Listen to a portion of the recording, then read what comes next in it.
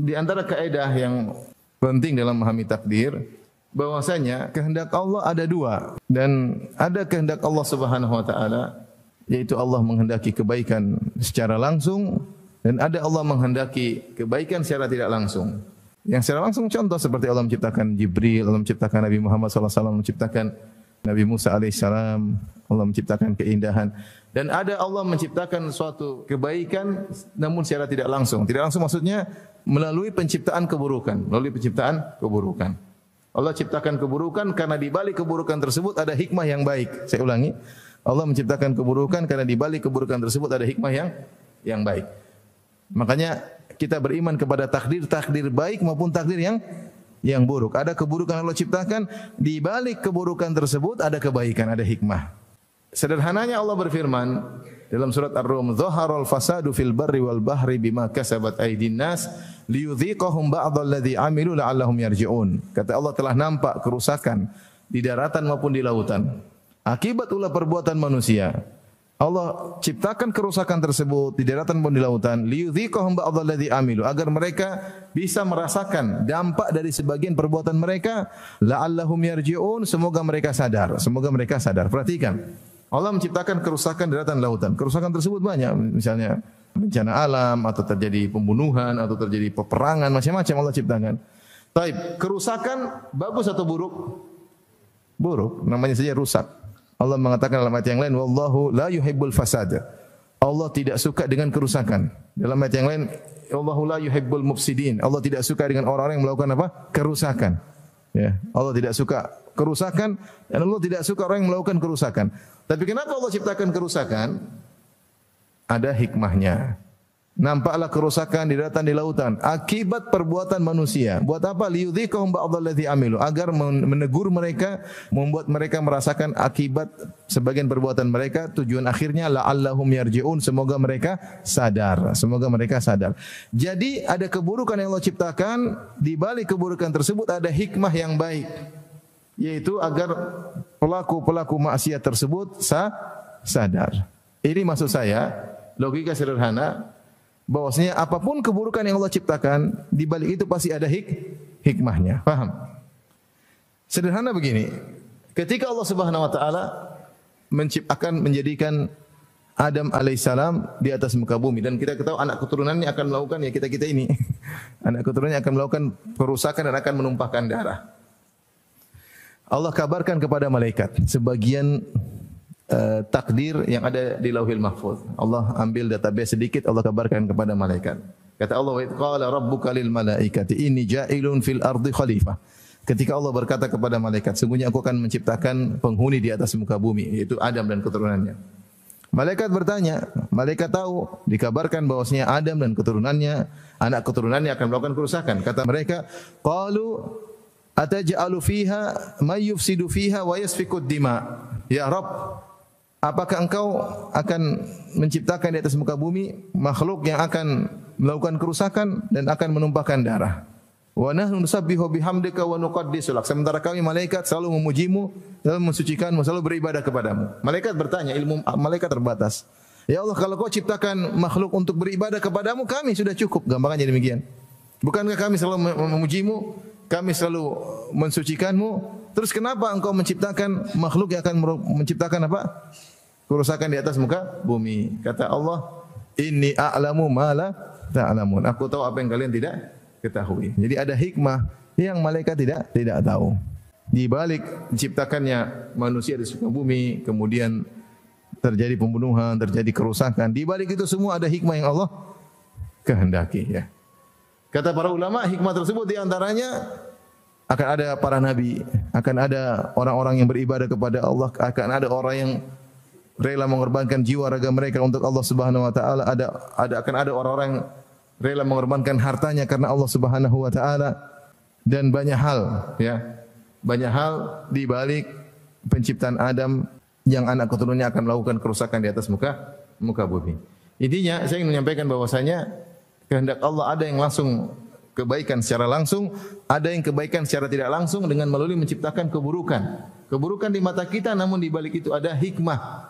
Ada hikmah. Ibarat seperti dokter ketika ada orang yang sakit, orang sakit ini harus diamputasi tangannya misalnya. Kenapa? Takut racun menjalar atau takut penyakitnya lebih parah. Ketika kita melihat tangannya diamputasi, kita kelihatannya buruk. Orang zahirnya melihat buruk, ternyata di balik amputasi itu ada kebaikan yang sangat apa? Besar, ya. Ada kebaikan yang sangat besar. Ibarat kalau orang tua jengkel sama anaknya, dia ingin didik anaknya, dia jewer anaknya, dia pukul anaknya. Orang yang lihat tidak tahu cerita awal dan akhirnya akan berita kenapa anak ini dipukul. Betapa jahat orang tuanya, tapi ternyata di balik itu ada hikmah. Anak ini kalau tidak dipukul, kalau tidak dijewer, akan semakin apa? Semakin parah. Paham? Seperti kisah Nabi Khadir, ketika Khadir berjalan Nabi Musa bersama Nabi Musa, kemudian bertemu gulaman faqatalah, kemudian ada anak kecil dibunuh oleh Nabi Khadir.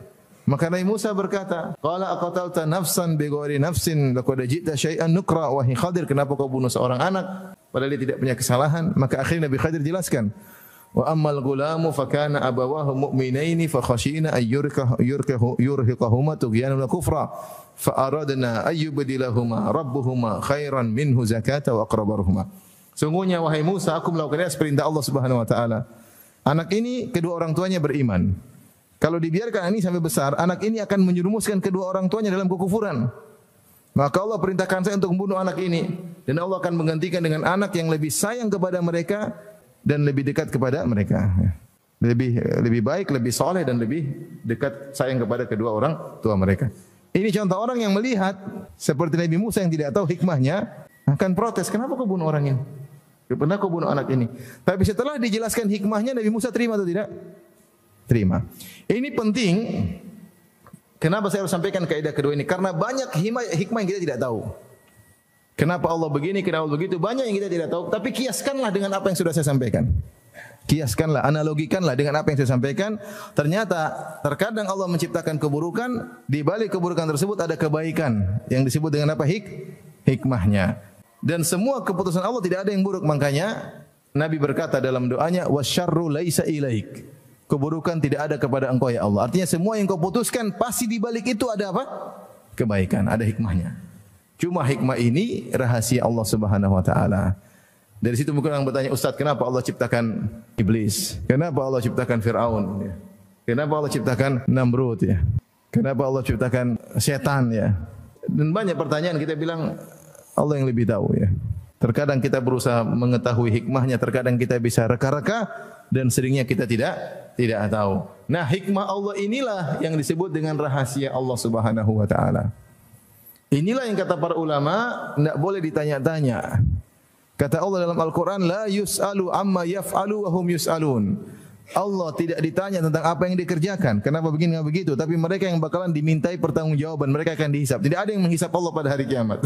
Yang ada Allah menghisap apa? Manusia. Dan Allah tidak akan menjelaskan hikmah tersebut rahasia Allah. Dan inilah kenapa akal kita tidak bakalan bisa mencerna semuanya. Akal kita tidak bisa mencerna semuanya. Malaikat ketika bertanya kepada Allah, kenapa Allah ciptakan manusia akan menciptakan kerusakan di atas muka bumi? Allah jelaskan atau tidak? Jawabannya tidak. Mereka bertanya, ataj'alu fiha may yufsidu fiha wa yasfiku dima? Ya Allah, apakah kau ciptakan Adam dan keturunannya akan melakukan kerusakan di atas muka bumi dan menumpahkan darah? Allah hanya menjawab, inni a'lamu ma la ta'lamun. Aku tahu apa yang kalian tidak tahu. Tidak perlu jelaskan. Ada rahasia Allah Subhanahu wa taala. Yang bisa lihat, yang tidak bisa lihat yaitu serahkan kepada Allah Subhanahu wa taala. Dari sini para ulama melarang terlalu berdalam-dalam tentang takdir. Berdasarkan hadis Nabi sallallahu alaihi wasallam, idza dzukiral qadar fa'amsiku. Jika disebut tentang takdir maka tahanlah diri.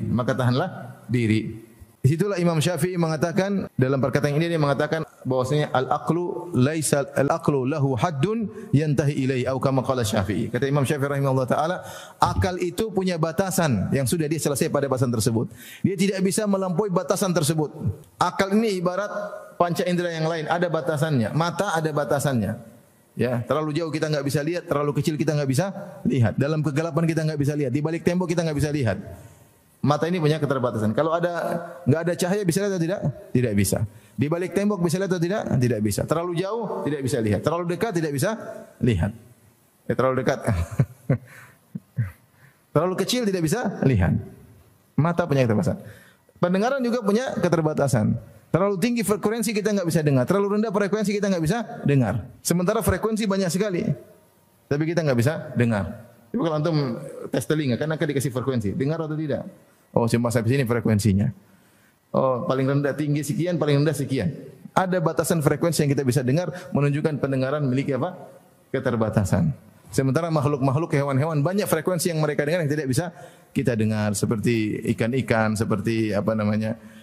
Kalilawar. Mereka mendengar apa yang tidak bisa kita dengar ya. Makanya ketika Nabi ditanya, wa yas'alunaka 'anir ruh qulir ruhu min amri rabbi wa ma utitu minal ilmi illa qalila. Mereka bertanya kepada engkau tentang ruh, katakanlah ruh urusan Rabbku. Wa ma utitu minal ilmi illa qalila, dan kalian tidak diberi ilmu kecuali yang sedikit. Mau akal disuruh mikir tentang ruh enggak bakalan sampai. Ruh ni bagaimana dalam tubuh bagaimana? Tidak bakalan sampai. Otakmu terbatas, selesai.